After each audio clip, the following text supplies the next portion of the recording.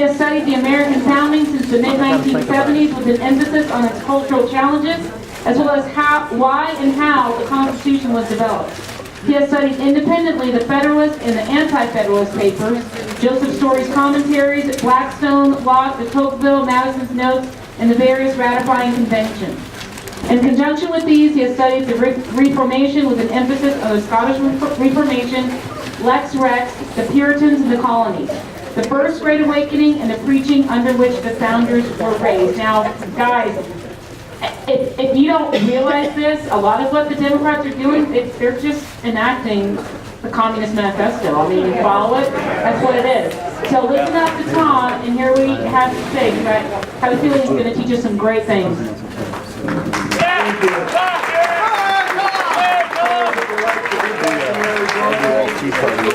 All the time that Kathy and I had to spend here and speak to many of the different groups during that time frame. You know, our economy is in the tank. That our manufacturing is offshore. All of our heavy industry is taken away, and we have to import that which we have always had the capacity to create ourselves. Our political system is in disarray. We have people 3,000 miles away that are taking and driving different ideas and ideologies into that which we had promised and firm conviction given to us from a source that we all honored, that given our initial liberties from God. Right. We have been taken and pigeonholed in our different activity. We've had all sorts of government entities moving taxation upon us. They've been taking and they've been moving even these different armed entities, and in some cases breaking into our homes. We have had all of these different activities that go against the very promises of our Constitution. Ladies and gentlemen, that was 1765 to 1775. The parallels that we have in our history today are uncanny in matching what happened during that period of time. The different legislation that was placed upon our founders and our framers as we looked at that. And if we take and we say, oh my, what does that mean? What were the influences? What came out of that? What came out of it was what we've been hearing about all day today. What came out of that was a Declaration of Independence. Right. That set everything into motion, that gave us that first burst of energy to form then initial new government. One that didn't have a strong power, but yet it unified all of the colonies, then called the states together.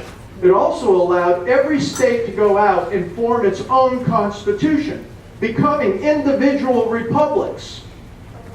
See, that's where we started, individual republics.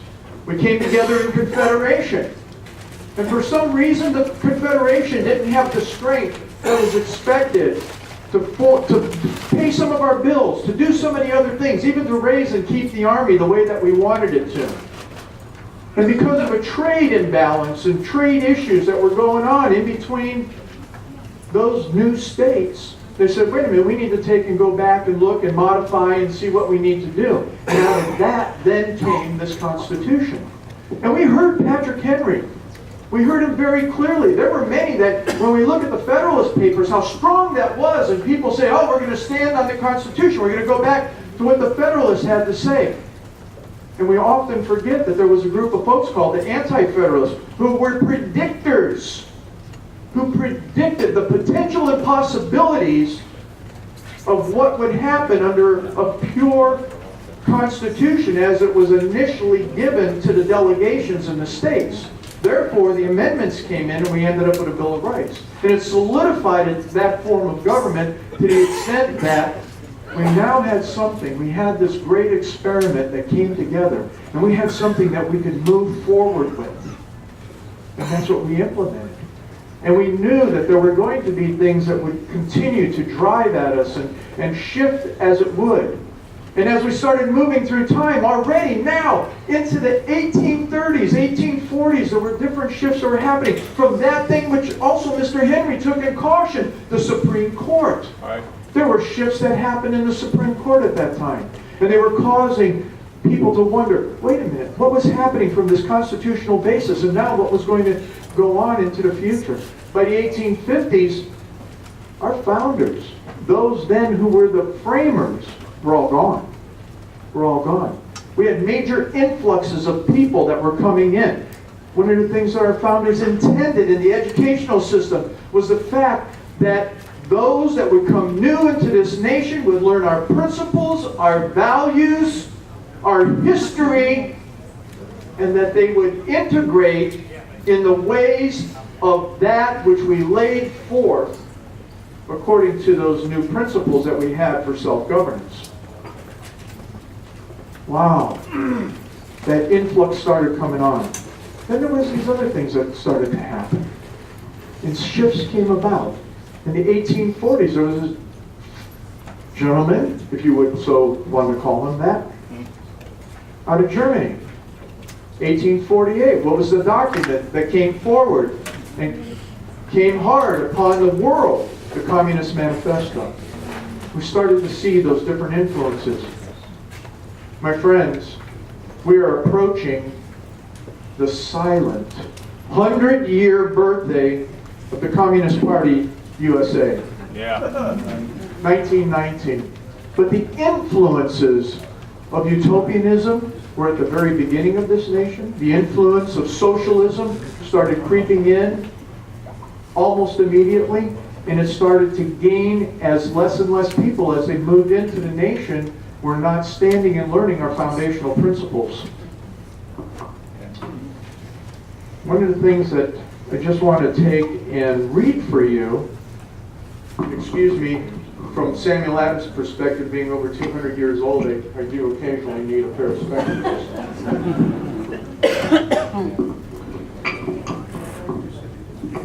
In the 1955, the statement was made by a young lady that ended up going to an insane asylum, and her only crime was that she was talking about communism in America.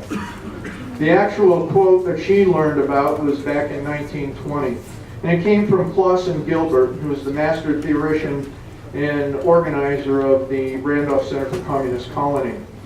He explained to her, this being Lucia Miller, that the communist revolution in America would not be accomplished by violence and fighting in the streets, directed by Red Russian stormtroopers, but would be achieved gradually by schooling the most intelligent and aggressive young people in their philosophy, and then pulling the strings to get them placed in strategic positions in government.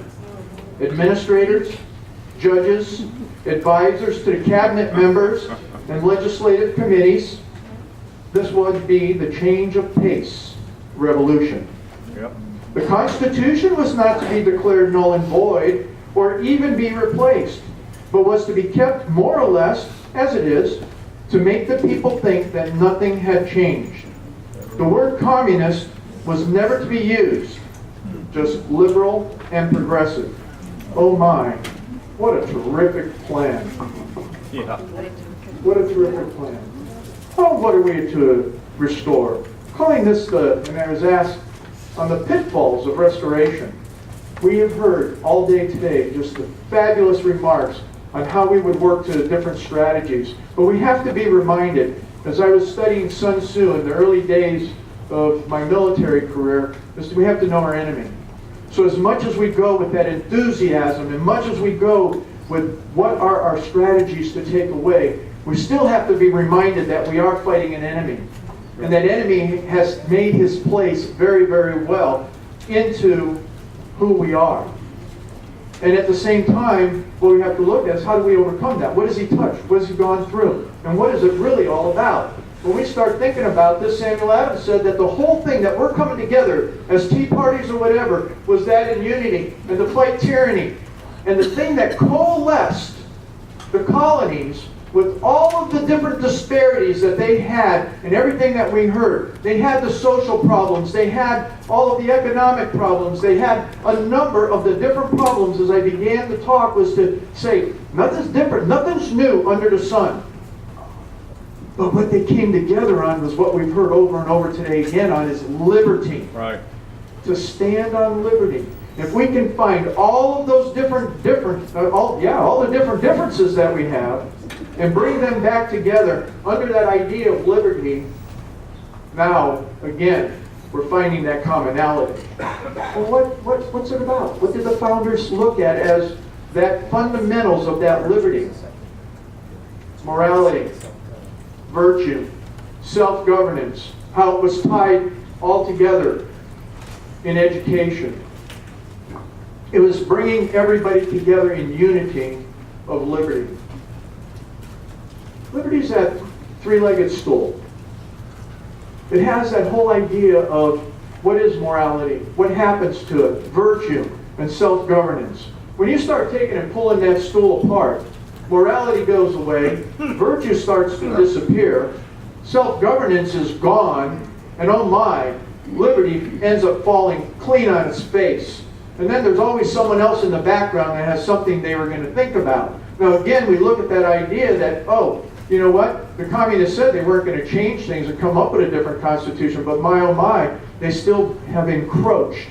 They still have brought forward a number of different ideas. So when we start thinking about morality, what happened to it? You know, it's going from the first Great Awakening to what we have today under the Earth Charter. Gosh, how many people have heard really about the Earth Charter? You know what that's about? Some of you have.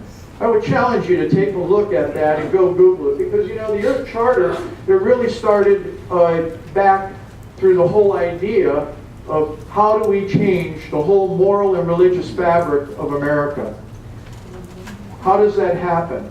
Well, there was a number of things that happened as we did get that influx of people. We started seeing that, oh gosh, there was this fellow by the name of Thomas Huxley over in England, and he talked about, you know what?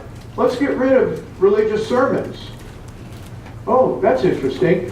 But then we started seeing that there was impacts again on something that was called the social gospel. The social gospel was something that changed from the fundamental gospel that our Puritan fathers and all of the others that came over for religious freedom were looking at. And we had this thing called the Federal Council of Churches and the National Council of Churches that came into being. And we had people sitting on the board. Who knows about Elder Hiss? You know about Elder Hiss? But he was what? He was a communist. Yep. Well, a lot of folks don't understand that John Foster Dulles, as well as Dean Atkinson, a lot of us remember Dean Atkinson all the way into whose administration? Kennedy administration. He was around. They sat on the board of the National Council of Churches. Dean Atkinson actually started bringing globalism in and global peace into the National Council of Churches. The churches became tainted, and we saw things moving from full Christianity to atheism in many different ways. What we saw was this whole corruption, the subversive activity that was even coming in from that moral fabric. The only way that you could approach that was to approach the churches. And if you could get the churches to stand on a message of peace, love, and freedom, without the ideas of where it meant, as we heard earlier as well, from the fullness of a true biblical stance, we see something different happening in America. Why even numbers, Tom? What's going on with this whole goal thing? 1963. It was read into the congressional record. The 45 goals of the communists to take down America. You can find it there. Just Google the 45 goals of the communists in taking down America. 1963. Read into the congressional record. Eliminating the ideas of obscenity. On and on it goes. I'm not going to get into the details. One of the ones that's interesting today on a cultural battle. Number 26. Present homosexuality, degeneracy, and promiscuity as normal, natural, and healthy. You know, that was a goal established by the communists. And no apologies in calling red red. So, it just moved on through that whole thing. To eliminate prayer, that full expression of what would happen. These things aren't coincidental. These things were planned. And you know something? We who knew better did not answer the challenge. As we heard from Kay Carl, not supposed to keep silent. But there was silence. People involved in other things. The message was taken into messaging, and what we had going on at the time, especially in the 50s, it was, oh, that's all McCarthyism. Propaganda. That was something that we paid for in America with American dollars to take and defeat ourselves. So when we're talking about what's going on with the grassroots, what we're doing is we are bootstrapping everything all again. It is taking our fortune. We've moved from what we historically have understood as what it was from a biblical perspective to worship God to what this is on the right-hand side. That is the Ark of Hope. That is the Ark that was built for the purposes of hope under the Earth Charter. Isn't that something? To go from the Ark of the Covenant to an Ark of Hope that is dependent on scientific world humanism. Because that's what they planned, that's what they came to, and that's what we have today. So when you start looking at the whole process of where we came from, all of that moral aspect of things, and under the Earth Charter, well, we're seeing this whole idea of sustainability. Yeah. Earth Charter, respect and care for community life. Wait a minute, that's a message we're trying to communicate anyway. When we talk about ecological integrity, hey, we could be the best farmers on the planet, and we know how to do that, and we know how to do it in a natural manner. Social and economic justice, we understand that because we were taught that, or supposedly taught that, from our individual study of biblical truth. Democracy, nonviolence, and peace. What do those words mean to you? But as we've heard earlier, what do they mean to someone else, and how do we get that description and that narrative back? What does that mean to us today?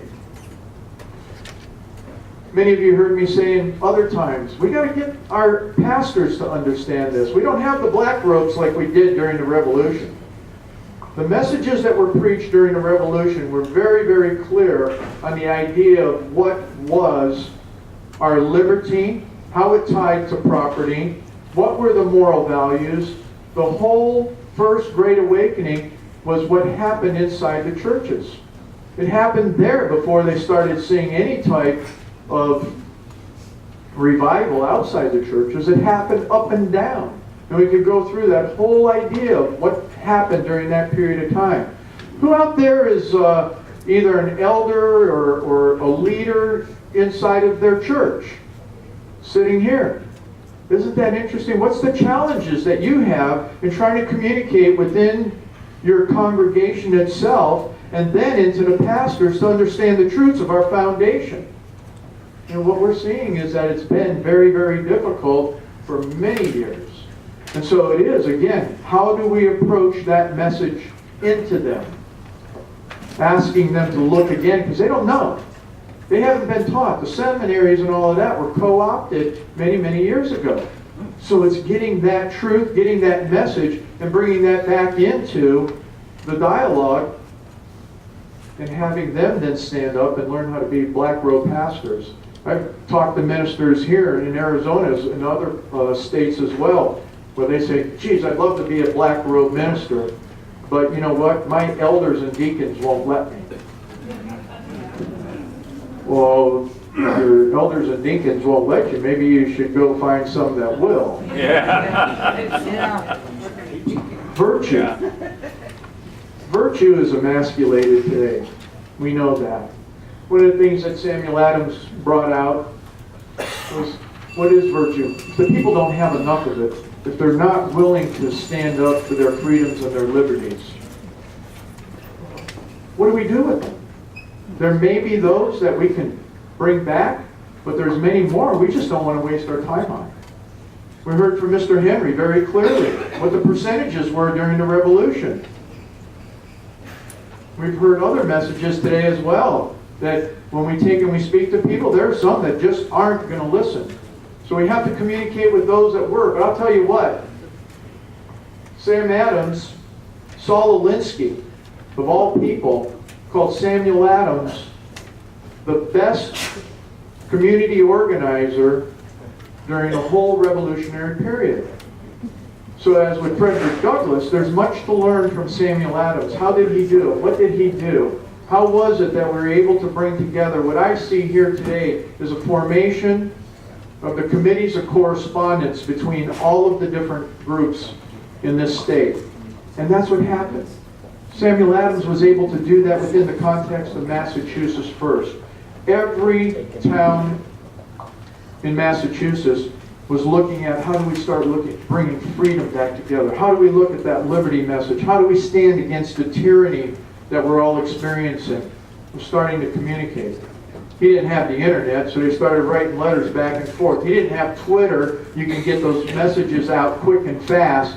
It started writing those letters back and forth. Then they started having larger meetings and bringing all the groups together. Then it started expanding into the rest of the northern colonies.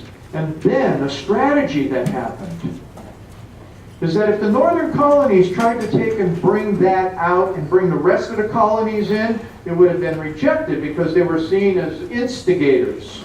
You're not instigators at all. But it wasn't until through relationships and correspondence that Virginia came in with the idea. And it was brought about as Virginia's first and initial idea that they said, oh, okay, we're going to do this throughout all of the other states. Arizona,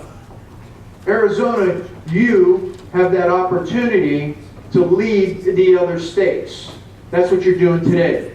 You're establishing that opportunity to lead. The impacts on virtue. It was the propaganda. It was that leadership, smooth talkers, how they would take and devise the ways. It was the media. Someone was asking me last night, oh gosh, you know, the media and the propaganda that we have today just outshone anything in the founding days. Well, because I have a mathematical background as well, I did a mathematical regression based on, as we heard earlier, the founding had 3 million people during that period of time. We have 300 million. We could do easy math with that. When we started looking at, over 90% of the people knew how to read, and that included the women. And the reason for that was so you could study the Bible at home. That was the purpose. That was the reason that education, at least for reading, was ubiquitous. The literacy rate then was greater than now. Yeah. So wait a minute, that wouldn't work on a regression basis. We have to look at it from an opposite basis. But when you look at the number of newspapers and media of that day was actually greater than what we're seeing in the established media today. With the advent of the internet, it starts then changing the numeric value of that, but at the same time, what happens is that they had more newspapers, they had more common media going on, and they had the same propaganda attacks. The Tories, my friends, had their own newspapers, and it was that constant battle between the liberty-minded and those that were holding solid to those values. And it got ugly. They didn't have these tolerance types of rules and engagements. It wasn't necessarily one-sided either. It went back and forth, and it got pretty heated many a time. What's valor? How do we restore that view, that our virtue? Samuel Adams called virtue valor. All of those of us who served, we know what this medal's all about. We've heard a challenge from a combat vet on standing on that, and that every one of us needs to stand on our virtue and valor. Interesting. Benjamin Franklin, when he was looking at the definitions of virtue, he brought out his list of 13. And the silence in this list doesn't mean to be quiet. Some people take it to mean that. It means to have that thoughtful response, that clear and decisive message, to bring it appropriately at the time of the discussion, and to understand how to take and bring that together as we're hearing. And it's about messaging. What is the message that we deliver? And how does that come together from the fundamentals? Oh, John Adams, his was the manly exercise of what? Moral and intellectual excellence. That's what we're talking about. That's what we're hearing today. And it has to work through a strategy. It has to be where that we take back our schools, where we take it back in our churches, where we take it back in the public square. So it's not just on the political front that battle is. It's on that moral and virtuous front that affects, as we've heard, every aspect of our lives, within our families, within our churches, within every arena that we're supposed to be a part of. And that's what the expectation was as well, is that when it came down to the whole idea of self-governance not only started at home, based on morality and virtue, but self-governance was what acted in the public square. How did we do that? How did we go out and reach our neighbors? But what were the things that took that apart? What were that which attacked these, pulling that leg out from that stool of liberty? We see that we were being attacked in all sorts of fronts again. We're having these artifices that were today the same way. Lies, manipulation, changing history. Education has become indoctrination. Once again, that was that heavy planning on that. Man, our educational system, according to the founders, was to raise up moral and virtuous people that clearly understood the values and biblical content so that they could be what? Engaged. Right. How often? Once a month? Once a week? Once every 4 years? No. Citizenry engagement was all the time. In the northern colonies, the citizen engagement was such that when a town hall meeting was called, the town showed up. If you didn't show up, somebody was going to go drag you to the meeting. And from a politically incorrect view, even the town idiot had a say. Everyone had a voice. Did they all agree? No. No. But everyone had that voice. That was the idea of local democracy that then built into a federal system. Family values. Boy, that pulled out the leg. If you don't have family values, how can you self-govern at home? You have no idea what that means. The emphasis of taking children away from their parents. We've been seeing that more and more. We're hearing more and more cases of that. But one that really rips me apart, the courts. How do we take and bring international law into America? Ladies and gentlemen, there are court cases pending today that are bringing international law into America. For the first time, it was opened up by this administration. Previous to other administrations, it could never happen. In fact, there's a case going on right now where a woman has taken, and she took, and for whatever reason, based on her lack of relationship, lack of family value, if you will, she pulled out some of her household cleaning products and utilized those to attack her spouse. And now she is being charged under the International Chemical Act. So it's gone from domestic to starting to bring this into play. Oh my goodness. We had a Supreme Court justice said, oh yeah, we need to be using international law to judge what's happening domestically. They want to take our military guys and bring them under international tribunals. I'm sorry, it doesn't cut it. Call it patriots. This is that call. This is something that we've heard before and we're hearing again. And it's really, I think okay, Carl, this one matches almost exactly what you said from Frederick Douglass. Are you going to be sleepy? Is it time to sleep? No. It's that time to get on board. It's the time to wake up. It's that time to make a difference. And if we voluntarily are silent, as the conspirators would have us to be, hold on! You're the conspirators! Don't you walk around talking about conspiracy theory all the time? Because you talk about the Constitution and all these other things? No, it's the other way around. They've been conspiring even at that time. See, there's nothing new under the sun. Ecclesiastes says that very, very clearly. But we have to be watchful. So if we voluntarily give in to these guys, and we're silent about it, that means we agree with the change. Yep. That's what happened for 100 years in America. You know, we got busy. It was one of the interesting things that de Tocqueville said.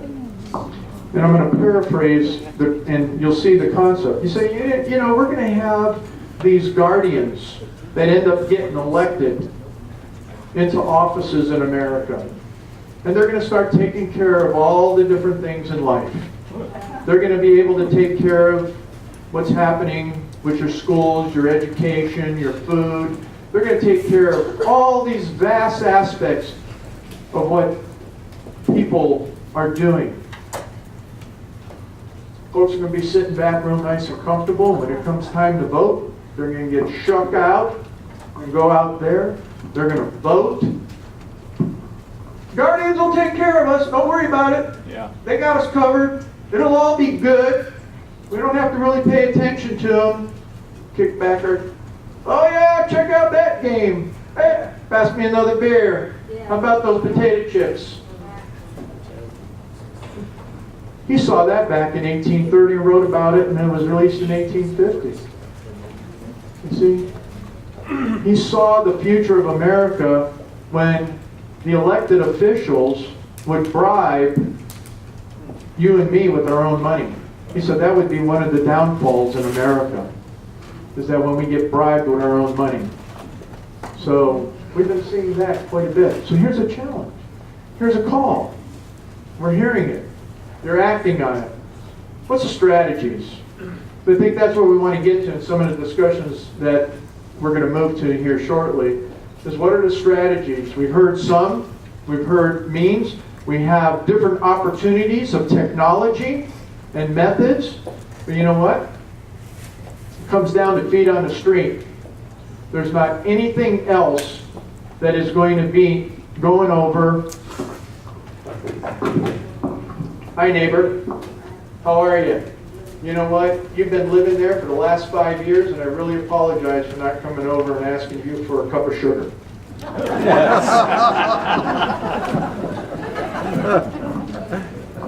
When's the last time you said hi to your neighbor? It's like, oh, it's so hot outside. Let's zoom in the garage. Air conditioning. It's only 90 in the garage. That's good. Yeah. All right, put me inside. It's tough. And it's tough when it's 114 degrees in July and you need to go outdoor belling here in the valley. It's tough no matter where you are. If it's 95 degrees and 102% humidity in Ohio, and you got to go outdoor belling or go meet your neighbor. We don't engage like we used to. A friend of mine up in Washington State, he and his sons wrote a book called Where Have All the Porches Gone? I remember sitting out in the porch of my grandmother's house and watching this will date me a little bit, or watching the horse-drawn wagon come up the road looking for paper and rags. Yeah. So, it's in the churches. Folks, the churches, the first Great Awakening, one of the things that we have to understand is there was debauchery, there was social degradation that was going on before our founders were fully engaged. First Great Awakening is what helped unite the people, because now they were hearing it in churches about liberty. They were hearing it in liberty in Christ first, And then they were hearing how that moved into the rest of the community. You got to remember, it wasn't like today where everybody zips in, gets their hour of gas tank fill up and pulls back out and heads on to the next thing, whatever it may be. They were there all day long. That was the place for social engagement, political engagement, and theological engagement. That was community. When we hear community spoken of today, it is the left's version of community. Whereas our founders had community and built on that in a way that allowed us to move the spirit of freedom forward.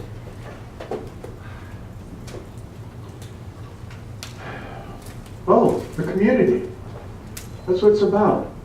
I saw earlier today a lot of hands go up on PCs. I talk about this wherever I go. Precinct committee people, is not their job just to go to their precinct meetings or their district meetings and vote. Right.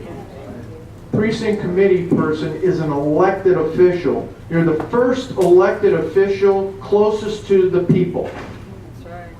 It's getting out and meeting your neighbor. It's getting out and participating, asking those questions, engaging them in that narrative. Finding out. There's tool sets now. What AFP's doing with that tool set, oh my goodness, that's great. Short little surveys. Fantastic tools. We heard another shift on narrative earlier as well when you meet that person. What are you, Tea Party or you Republican or what? No, I like that. I'm Frederick Douglass Republican. What does that mean? Well, that's a new one. Thank you. Yeah. You know what? And then Tea Party folks, that's who you are. The idea is if you're not a PC, saddle up with them. Get them engaged. If they're not going to engage, then you ask if you can engage for them. That's what we have to do. It's all about the feet on the street. It's getting out there. Schools, city council, we have to take it back. And the way we take it back is understanding what's happening in that local environment. What's happening in the hearts of the people sitting in those homes that nobody's coming out to unless it was during these last campaigns and these other movements of Americans